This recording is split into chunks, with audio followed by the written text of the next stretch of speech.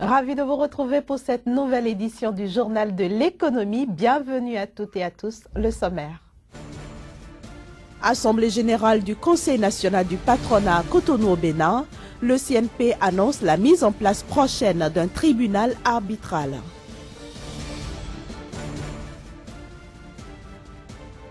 Lancement des travaux de construction de la plus grande zone industrielle de Côte d'Ivoire. Elle vise à désengorger les 3 zones existantes.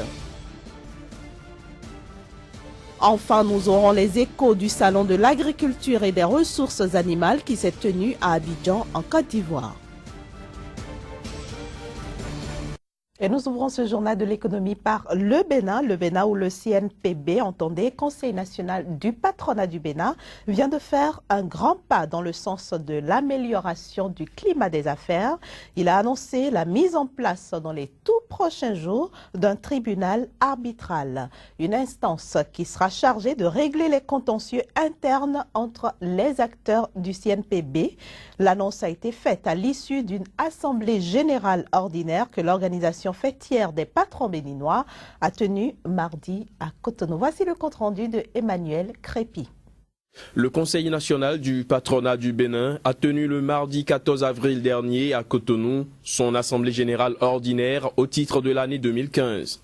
Une session qui a permis aux participants de prendre connaissance des documents de gestion de l'organisation pour les années 2013 et 2014 et d'envisager de nouvelles actions pouvant garantir un meilleur environnement des affaires au Bénin. C'était également une occasion pour le président du patronat de faire appel au sens de solidarité, de responsabilité, de détermination et de vision des patrons béninois pour le développement du Bénin.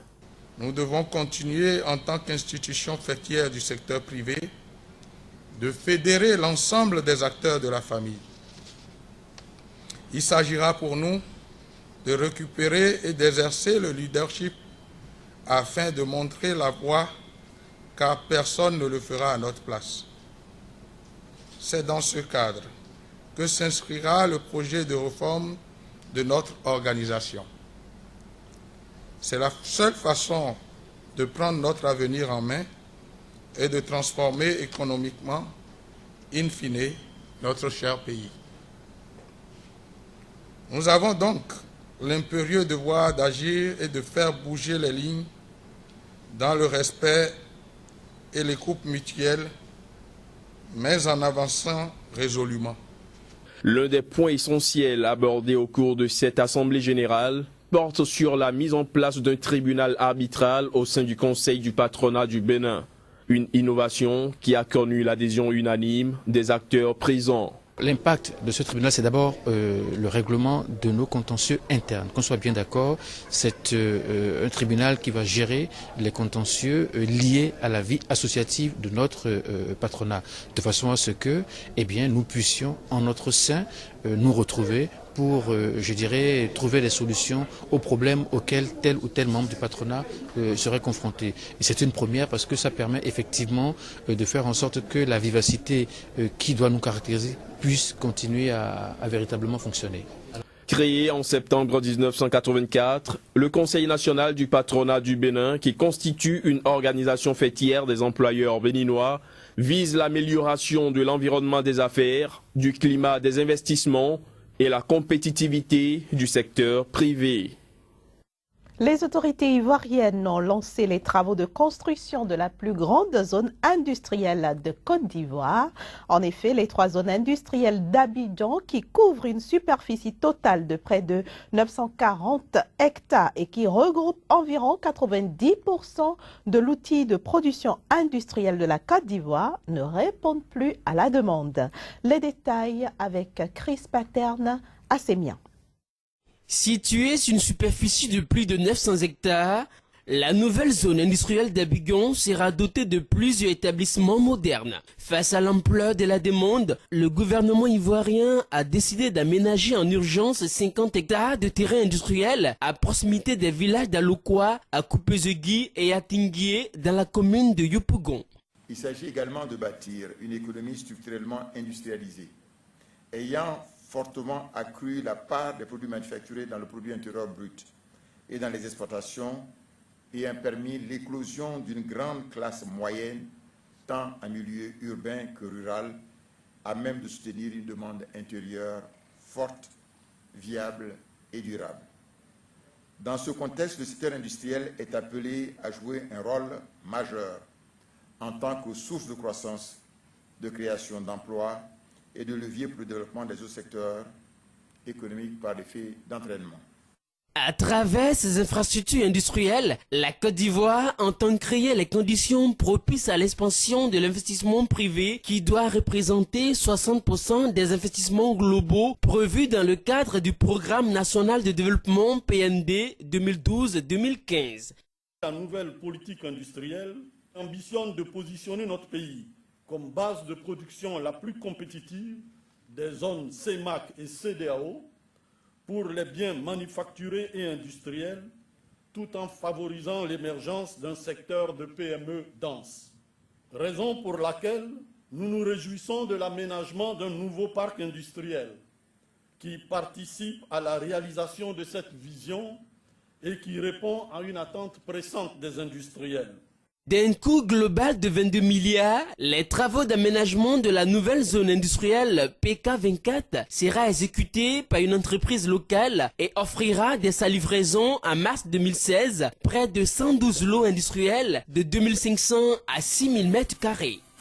Restons en Côte d'Ivoire, cette fois-ci pour parler du Salon de l'agriculture et des ressources animales SARA, à Abidjan donc en Côte d'Ivoire. L'objectif du salon est de rapprocher tous les acteurs de la chaîne en vue d'assurer la sécurité alimentaire et de contribuer à une gestion durable des ressources agricoles, halieutiques, hydriques ainsi que forestières. Autant de privilèges n'a été accordé à la race animale digitale au cours de ces derniers jours à Abidjan.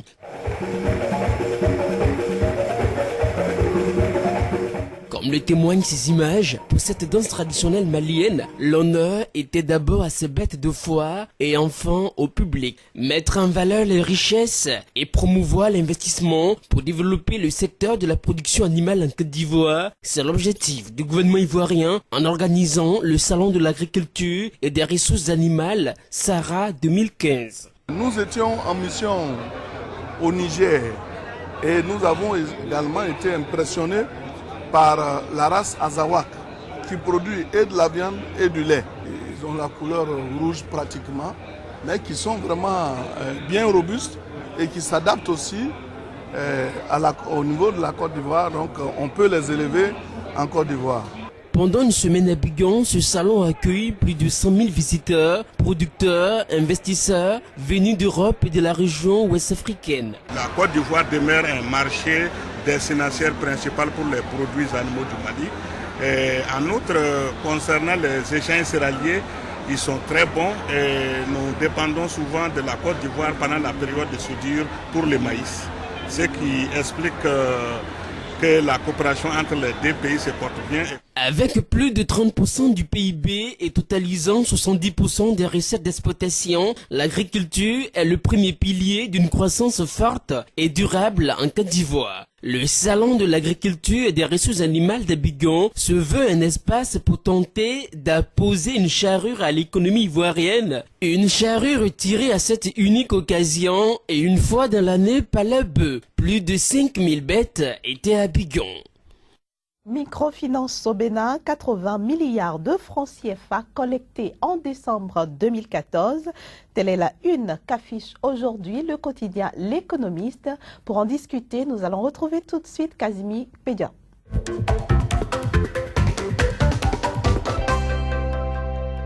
Bonjour Casimir. Bonjour. Ravi de vous retrouver. Merci. Alors comment se porte le secteur de la microfinance dans l'espace UEMOA? Il faut dire que 2014 a été une année beaucoup plus florissante pour la microfinance dans l'espace UEMOA par rapport aux 3 dernières années, à savoir 2011, 2012, 2013. 2014 a été une année où on a noté un regain au niveau de l'octroi des microfinances au pays de l'UEMOA. Alors, on a noté au cours de cette année environ 720 000 institutions, à savoir système financier décentralisé au sein de l'UEMOA, qui ont exercé légalement leurs activités entre janvier et décembre 2014. Et cela a impacté environ 14,4 millions de bénéficiaires. Donc vous comprenez que la microfinance au cours de cette année a été une activité, un secteur très sollicité par l'économie des pays de l'UEMOA. Et quelle est la part du marché du Bénin? Alors il faut dire que le Bénin s'en sort avec plus 13,3% de taux. Comparativement aux autres pays, le Bénin a été le pays où l'activité a été exercée plus en 2014. Et c'est ce que nous détenons des informations statistiques de la Banque centrale des États de l'Afrique de l'Ouest. Alors c'est des données, il faut le dire, crédibles, en ce sens que la Banque centrale des États de l'Afrique de l'Ouest est aujourd'hui l'institution plus crédible en termes de statistiques au sein de l'UEMOA. Mais comment expliquez-vous que malgré cette situation réluisante que vous présentez, comment expliquez-vous que les petites, moyennes entreprises peinent toujours à prendre leur envol financier? Oui, la situation s'explique par le fait qu'il y a beaucoup de sociétés qui sont dans l'informel. Et il y a plus de sociétés aujourd'hui demandeurs de ces crédits-là que la cagnotte disponible, parce que pour bénéficier de la microfinance, il faut forcément quitter l'informel pour le formel ou avoir un certain nombre de pièces. Alors que dans nos pays, il y a cette difficulté-là qu'ont les entreprises, surtout les individus, à vouloir se formaliser, parce que la fiscalité ne les aidant pas, surtout au Bénin, la fiscalité est un peu ruineuse pour les petites et moyennes entreprises. Donc forcément, ce n'est pas la lune de miel entre l'État et forcément ces structures, ces PME-là. Donc c'est ce qui explique. L'autre chose aussi, c'est que les petites et moyennes entreprises n'ont pas encore la culture des comptes financiers, et donc forcément ça agit sur eux. Donc aujourd'hui, la Banque centrale des États de l'Afrique de l'Ouest est en train de réfléchir sur les mécanismes pouvant permettre de concilier le secteur informel au crédit. Et quel avenir finalement pour la microfinance au Bénin et dans l'espace UEMOA en général? Selon les statistiques, les analyses de la Banque centrale des États de l'Afrique de l'Ouest, si les données continuent comme ça, c'est que l'espace ouest africain serait d'ici 5 à 10 ans un espace beaucoup plus pourvoyeur de microfinance, beaucoup plus, où il y aura les petites et moyennes entreprises qui seront beaucoup plus développées. Donc l'avenir est beaucoup plus prometteur pour les pays de l'UEMOA, et il va falloir associer à cela les gros partenaires de l'Europe afin que la cagnotte soit beaucoup plus disponible pour ces PME-là. Merci beaucoup, Kazmi Pédio. Je rappelle que vous êtes journaliste au quotidien L'Économiste qui paraît à Cotonou, au Bénin. Merci également à vous, chers amis téléspectateurs, de nous avoir reçus chez vous. C'est la fin de ce journal de l'économie. Je vous donne rendez-vous demain jeudi, pour d'autres informations. Au revoir.